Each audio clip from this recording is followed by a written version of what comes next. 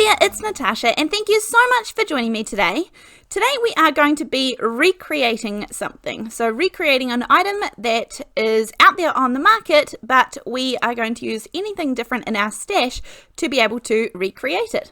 So today I chose this Starburst stencil. Now I think this one is from, it's maybe the Crafters Workshop. It's an old stencil anyhow.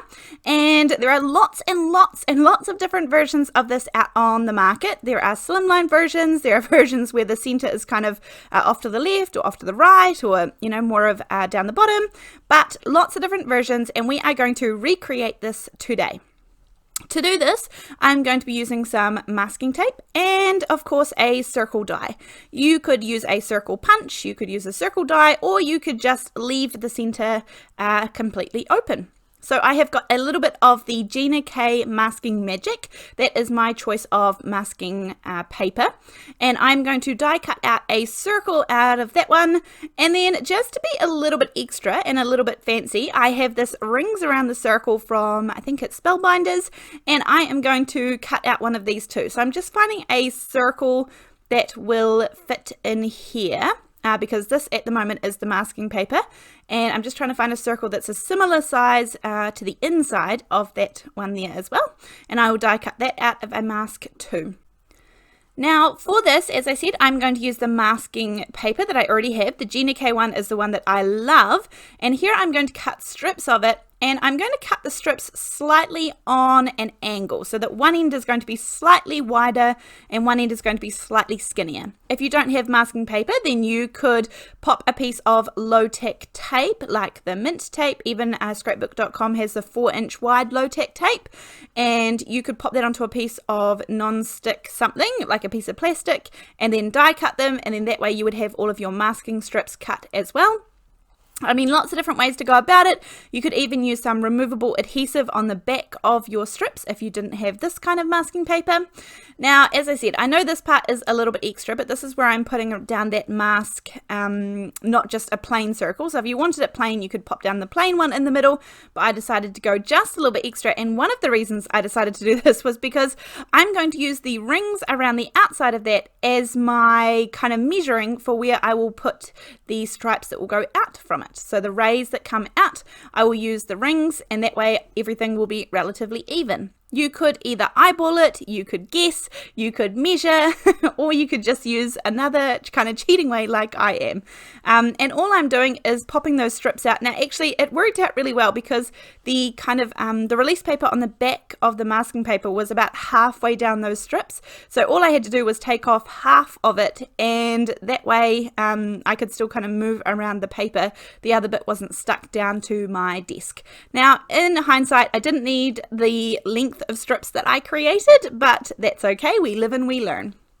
So I'm going to pop this down onto a scrap piece of paper, and there is a tiny little bit of room there that will keep it in place. That's kind of exposed adhesive.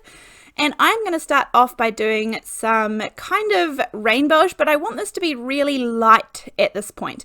So for some of my finger daubers, I don't even dip them in the ink. I just use the ink that is left over because I have my little storage container there. And some of them I just pretty much don't even need to dip it in. They still have leftover ink sitting on there.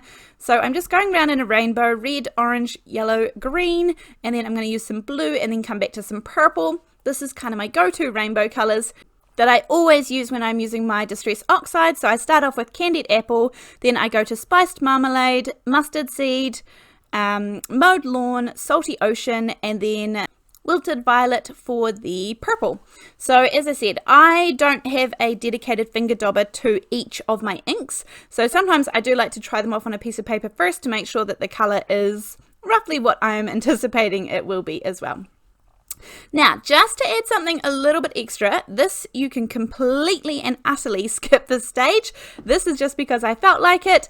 This is the Glass Bead Gel by Faber-Castell. I don't think this is available anymore, but I mean anything sparkly, anything shiny. You could just put some glue through, some liquid glue through your stencil, or some modeling paste through your stencil, and then sprinkle on some glitter afterwards, and that would give a really similar effect. This has tiny glass bead gels and a little bit of glitter in it, and the reason that I do this over my ink blending is that it really takes away from the imperfections of ink blending. And of course, this had a similar pattern to the kind of direction that the stencil was going in underneath, or the masking that we did that was going in underneath. So I felt like this would work really well. You could use any pattern to go over top, just any other stencil that you have, or of course you could make your own. Now I'm just going to put a relatively thin layer and then peel up the top one, and then I can scrape even more to go back into the jar. But at this point I'm able to take off all of these little strips, and we kind of start to get the reveal of what our little sunshine rays are going to look like. Now I can pop these aside and I can use them again. These I will need to let them dry because they have the the glass bead gel on top of them, but they are perfectly fine to keep using. Then I just find some little tweezers and pull off this one, and that leaves the middle pretty good. So I think we've done a pretty good job of replicating the original stencil that we saw. Now this one here is the Woodware. This is called Pretty Flutterby, and I actually, even though I love the butterfly, I'm just using this one for the sentiment set. And I did decide that even though I thought I got a really crisp image from the masking that I did on my card front, I thought I would just add a little bit more interest by creating the same. So I die cut out the same, I use the same die and die cut it out of cardstock instead of masking paper. And then I popped the Just For You so I can give it a bit of dimension and pop it up. So I did a bit of masking as well to make sure that it was stacked instead of side by side. Then I have these ultra thin foam strips. These are from scrapbook.com, and they are fabulous because I have cut out the tiniest, thinnest frame. This is from the Hero Arts Infinity Rectangles die set, and whilst it's still kind of in the thing that I die cut it with, I'm going to pop the foam tape on the back of it whilst it's still in there, because it keeps its shape really nicely and I don't have to worry about it being distorted. It is a very, very thin frame. So this just makes it one step easier whilst it is still in the die that it was cut with. So I'm going to put the foam all around the outside. It just fits perfectly, which is fantastic. These foam strips from scrapbook.com are really, really fantastic for these skinny jobs. I find myself using these all the time. Now I can pull the frame out, and it is much sturdier because it has that foam on the back. And again, you can completely skip this step as well. This is just something that I think kind of finishes off the card a little bit too. So once I have got my card front all nice and dry, you can see that kind of glittery look there, along with that super kind of basic ink blending that we did into the background. And I think that even just popping this up in the middle looks really, really good in comparison to just having it all flat. But the mask did work perfectly fine. If you didn't want to pop it up and just go with the one layer card, then you could just stamp your sentiments straight in the middle and it would be fine too. So completely optional. So as per usual, I will have all of the supplies linked and listed in the description box below this video.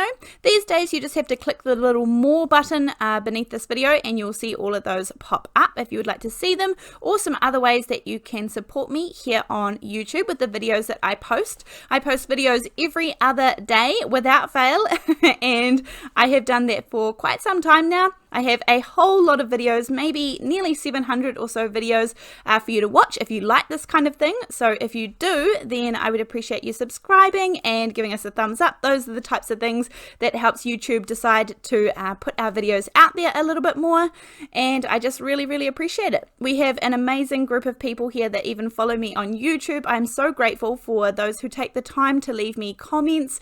I read them all. I absolutely love it. If you've got questions, I'm happy to answer them down there if I see them. Most of the time I definitely take time to have a scroll and make sure I'm reading them and liking the comments. So I just really appreciate that you take the time out to do that.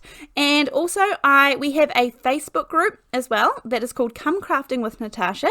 If you end up trying any of these cards or you're inspired by them, then we would love to see your versions and your creations over there. We have an amazing, amazing supportive group of people. We are so lucky. I'm so grateful for it, so thank you so much. But other than that, I just really, really appreciate that you take the time to watch these videos and support me. It means so much to me. It really does. It brightens my day to no end. So thank you so much, and I really look forward to seeing you in the next video. If you have more ideas of things that you would like to recreate, then perhaps you could give me some suggestions down below. Not the impossible, just maybe the ones that I think I could recreate out of things that we already have in our stash. So thanks, and I'll see you next time. Bye!